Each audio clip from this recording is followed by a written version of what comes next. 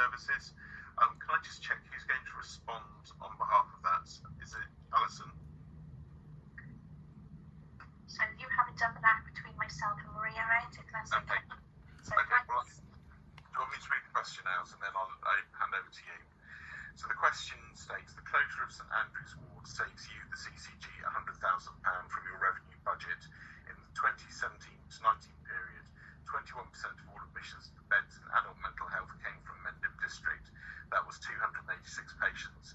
That's 286 families in the Mendip District affected by this decision.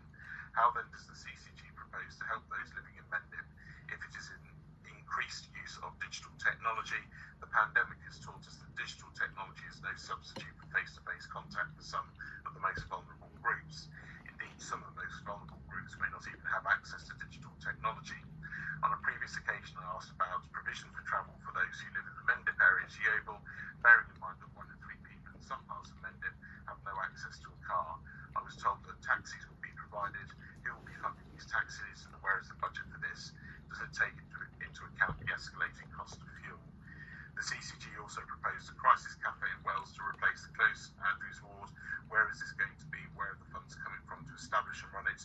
And how much will it cost to set up and to run? Essentially, what I and the other inhabitants of Mendip need to know is how much this closure is going to cost us financially. At the moment, it seems there is only one beneficiary of the closure, and that is you, the CCG. So I'll hand over to you guys. Thank you, Ed.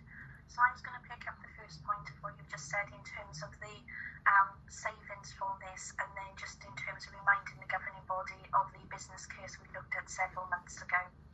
So the first bit was just to remind us that St Andrew's Ward is not being closed, it's being relocated, and that's a really important thing that we need to consider as part of this response. The reason for the reallocation of the ward is not and never has been a financial one, and we'll come back to this as we go through the answers to the rest of the question.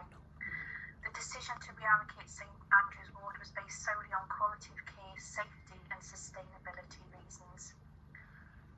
As quite rightly highlighted in the question, there is a slight difference in the running cost between the ward locations. It's marginal. We'll come back to that in terms of how we're using that as we go through the rest of this question.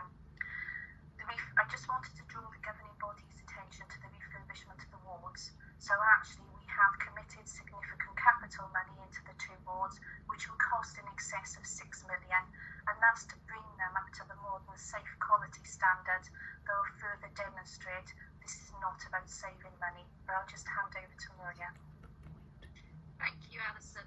And as indicated, a number of admissions to mental health wards in Somerset do come and support people from the Mendip district, like many other districts in the county. However, these beds in Wales support the whole county, and likewise in Yeovil and Taunton, not just their areas, they support people across the whole county. Due to the isolation of St Andrew's Ward in Wales, protocols are already in place that the default position for new admissions is to be admitted to a ward either in Taunton and Yeovil, and that protocol, as we set out in the consultation material, has been in place for a number of years. For those patients with complex physical health needs and or high-risk presentations of self-harm, suicidality or aggression, it's not uncommon for those patients to remain in Taunton and Yeovil for their own safety and well-being of the whole duration of the patient's stay. Therefore, many families, the relocation of the ward will not have a significant impact as they're already supported by other wards, but an improvement in the quality of care provided for all would be felt by many more.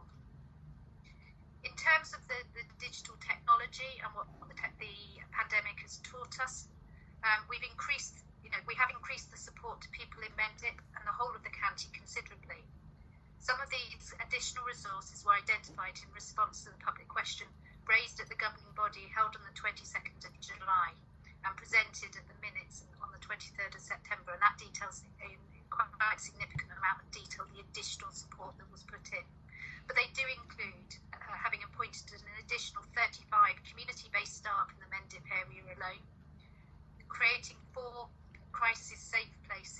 community crisis safe places, 2 in Shepton Mallet, 1 in Wales, 1 in Glastonbury, piloting the use of 4 step-up, step-down beds in Wales to provide provide a bridge between inpatient care and local services, plus a further 7 in Yeovil.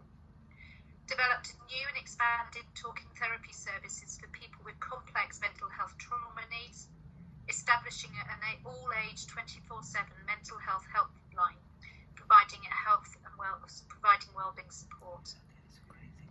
We have delivered a national trailblazer community mental health initiative, Open Mental Health, which is a partnership between statutory mental health services and the voluntary sector in the county. And more information can be found online, and we'll share that link for people with the minutes. The pandemic and its associated restrictions have taught us a lot about things, not least that we all respond differently, and a range of support needs to be available to different people at different times.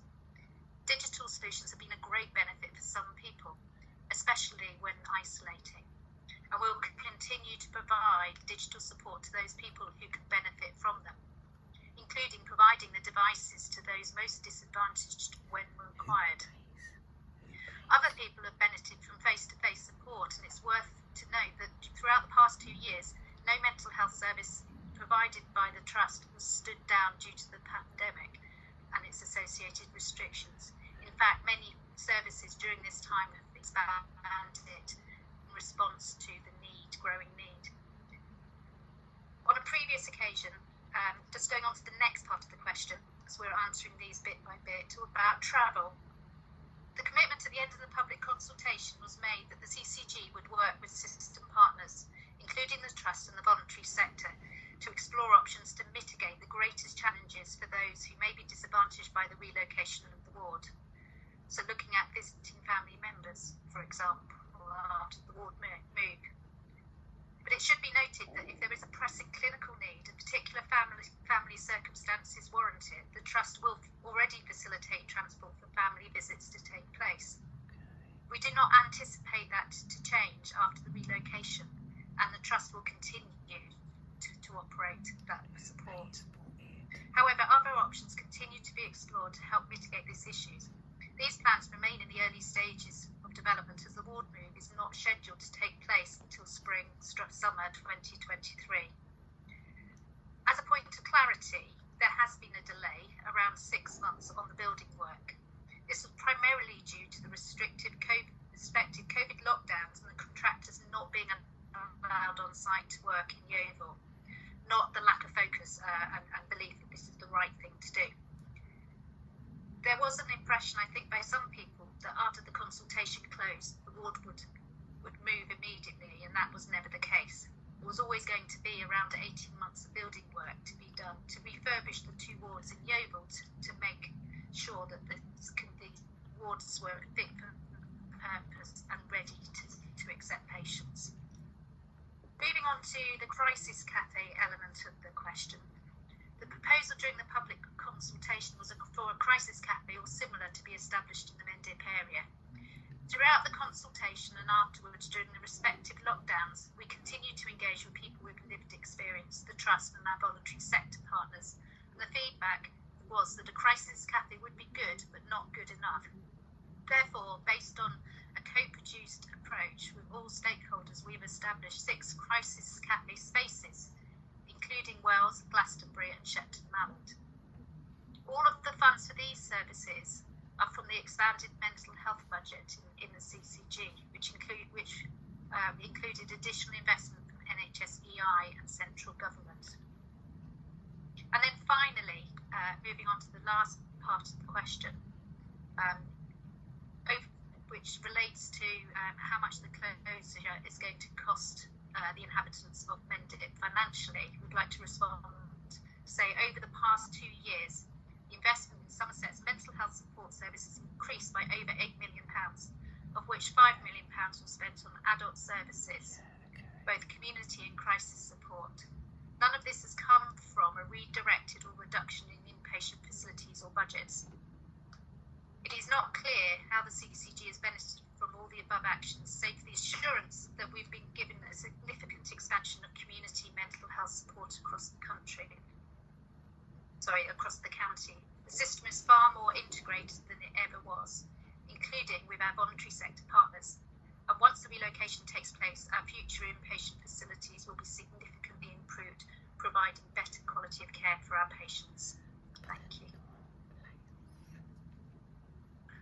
Thank you both. That's really helpful. Okay.